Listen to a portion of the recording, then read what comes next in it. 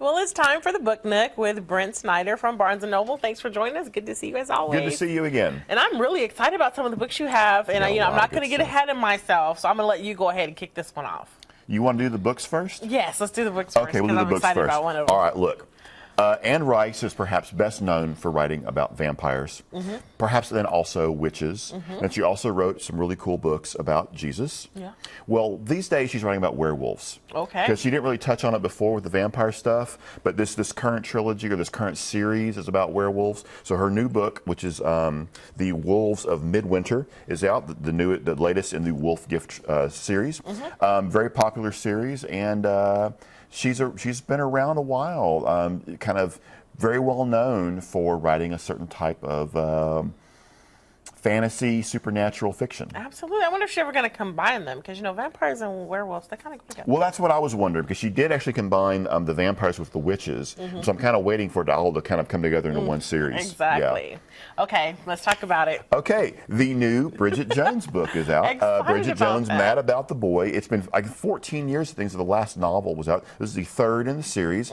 A lot of folks know it because of the movie series with Renee Zellweger. But basically right now, Bridget Jones of course, has been married. She's in middle age, has a son, and it's sort of that whole thing of why she's looking at her life sort of in a humorous way about what is the appropriate way to check your son for head lice, and should you be tweeting about it, things like that. There's a lot of humor in the book, and it's got a lot of fans, and it's nice to see the third chapter come out. Yeah, see what's going on with her. That is exciting. I think I'm gonna have to pick that one up.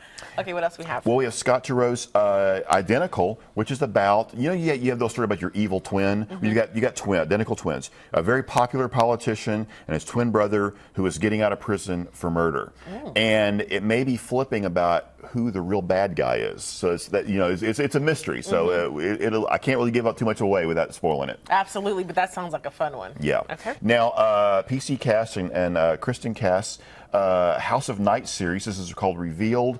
House of Night is essentially a school of vampires in Tulsa.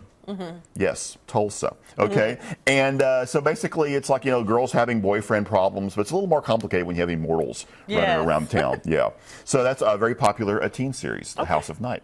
All right, now we got some CDs as well. Yes, the new Pearl Jam album is out. Of course, they've been around for like 20 years now. So and they're getting a lot of critical acclaim for this album. People are comparing it back to the early days of how when they first made the big noise. So they're going that full circle. Sort of, yeah. So it's doing very, very well for them. I'm also very excited about Willie Nelson's new album, which is for all the girls I've loved before. Oh, wow. And essentially what this album is an album of duets where he sings with other female country artists. Okay, so who are some of the people that he's teamed up with? We got a few people here. We've got my glasses here. We have Dolly Parton. We have Miranda Lambert. We have Roseanne Cash, Sheryl Crow, Winona Judge, Carrie Underwood. Just about everybody you can think of is on here, and it's really nice to hear his voice coming up with other people coming in singing with him. That's a really good idea that he decided to come together. I love that name, too. Yeah, it was just one of his most popular hits. Yeah. Absolutely. Now, I'm also very excited about Mary J. Blige's new album. Cool. And you know what? I think this might be the first Christmas holiday album of the season out. Okay. It's her first Christmas album. It may be the first one out on the marketplace right now. Some people may think it's a little early for that. I mean, I've got nothing against Mary J. Blige. It's a great album, and I love Christmas albums. But I kind of, myself, will want to wait till Thanksgiving. Or at least let's get past Halloween, right? Well, I mean, why did you have a Halloween album out? Yeah. And then, of course, we have the CBGB soundtrack, which is,